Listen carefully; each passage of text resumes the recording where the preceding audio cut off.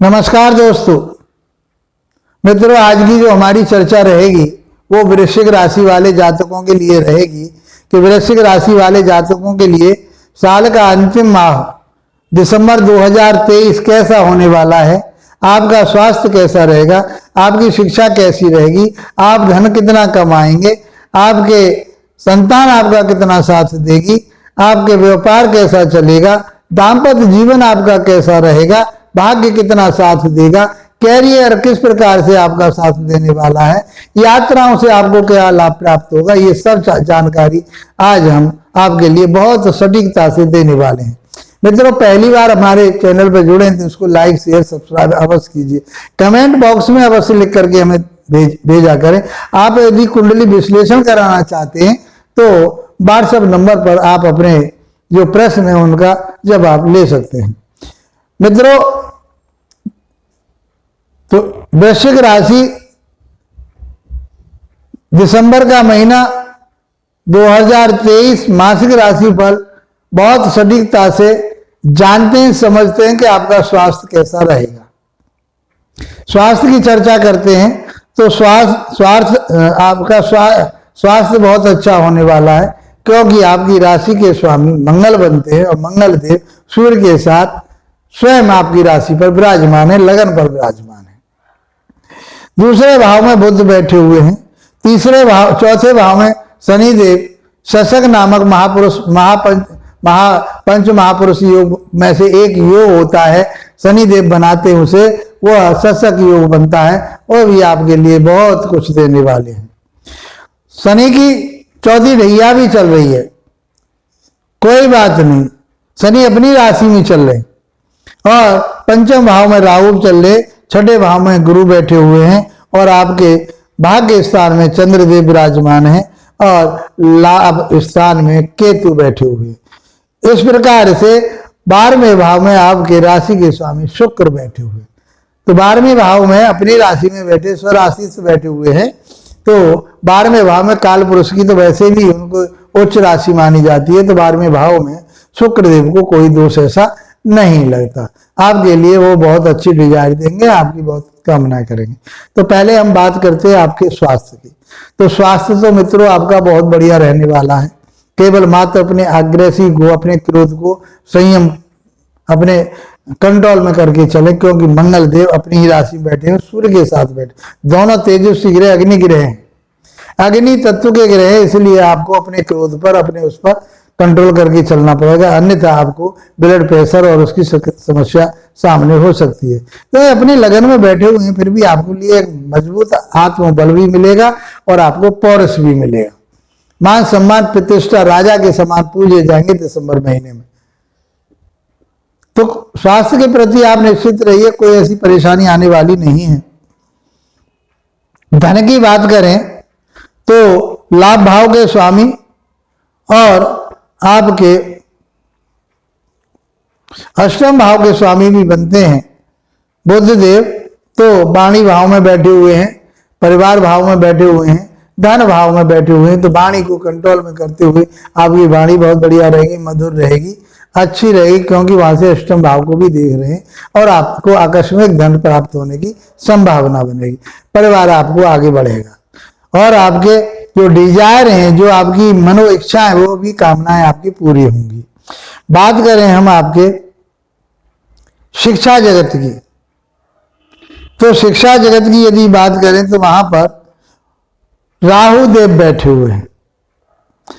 तो राहु देव का पंचम भाव में बैठना साम दाम दंड भेद प्रपंच में फंसाकर अपने उतावलेपन से, अपने एटीट्यूड से, ओवर कॉन्फिडेंस से आप अपना नुकसान कर बैठेंगे। ये सब चीज इनकी नेगेटिव प्रभाव है।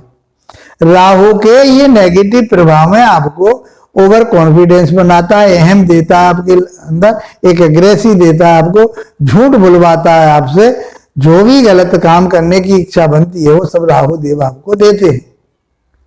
यदि आप राहु देव की इन प्रवृत्ति से बचते हैं, सात्विक विचारधाराएं रखते हैं, भोजन भी सात्विक रहते हैं, मांस मीट मदिरा से आप अलग रहते हैं, तो मैं समझता हूं आपकी एजुकेशन अच्छी रहेगी। नहीं तो अभी तक विधान आ रहा था, आपके परेशानियां आ रही हैं, तो आपको रुकावट आपकी शिक्षा में कहीं अड़चने पैदा कर सकता है। शिक्षा में कहीं अड़चन नजर आती है यदि आप उस आलस्य को त्याग कर, क्योंकि राहु देव शनि के अकॉर्डिंग काम करते हैं, तो ये आपको आलस्य भी देते हैं। तो सबसे पहला मूल मंत्र ये लिख लीजिए आप, जो शिक्षार्थी हैं, जो शिक्षा ग्रहण कर रहे हैं, उनके लिए बता रहा हूं कि आप अपना एक शेड्यूल बनाइए, एक टाइम टेबल बनाइए कि मुझे इस समय से इस समय तक मैथ पढ़ना है। इस जिस भी क्षेत्र में आप काम कर रहे हैं, तो उस क्षेत्र के आधार पर आपको एक अपना टाइम टेबल बनाना पड़ेगा।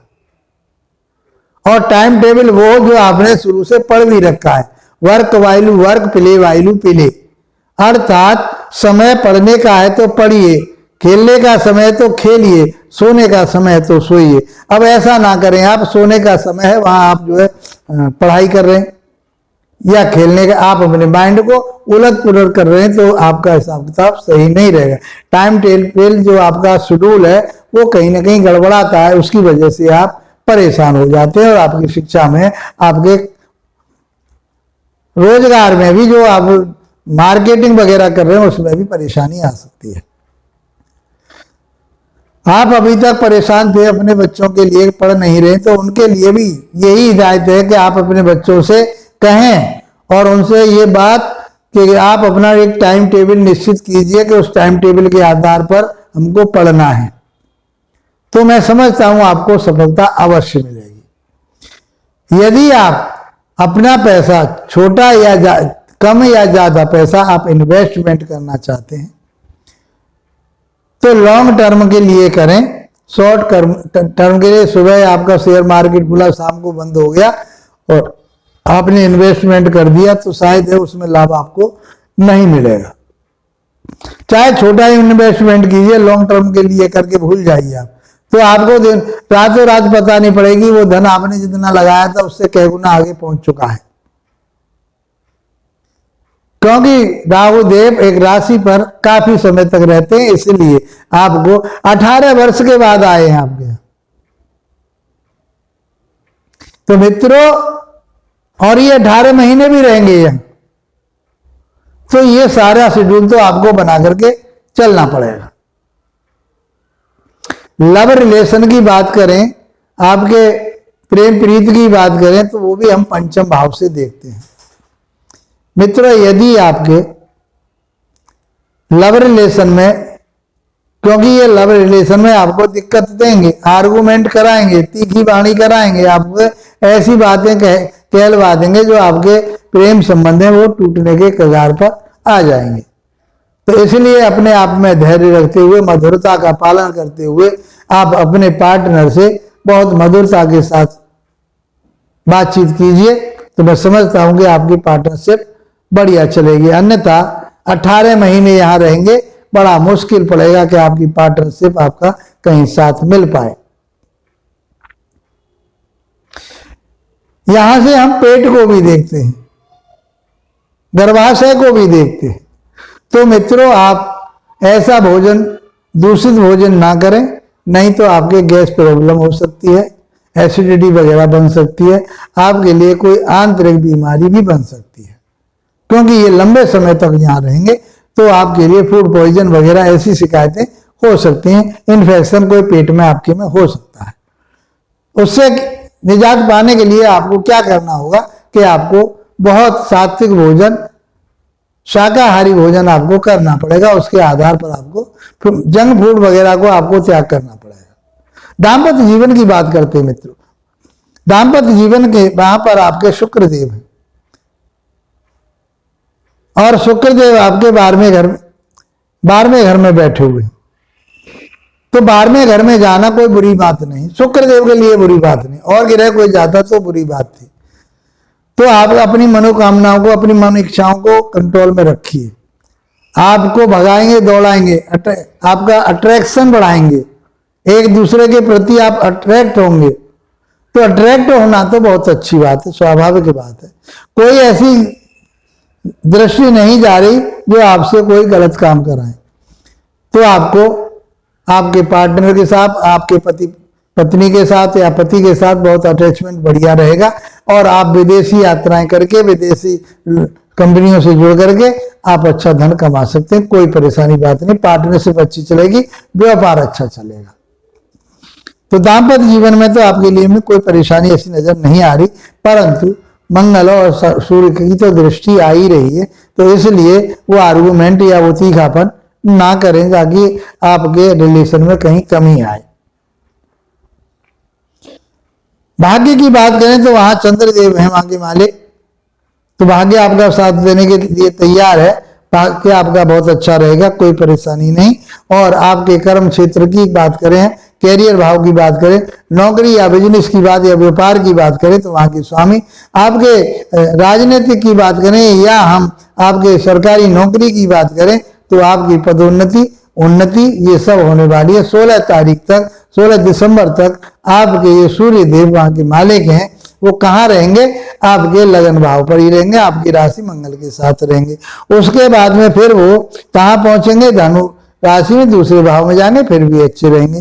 तो कुल मिलाकर के आप अपने परिश्रम से, मेहनत से, आत्मबल से आप धन कमाएंगे और आप सक्सेसफुल होंगे और आपकी नौकरी में और उसमें उन्नति होगी, तरक्की होगी। पिता के साथ अच्छे संबंध बना करके रखें तो मैं समझता हूं पिता से भी आपको लाभ प्राप्त होगा ही होगा।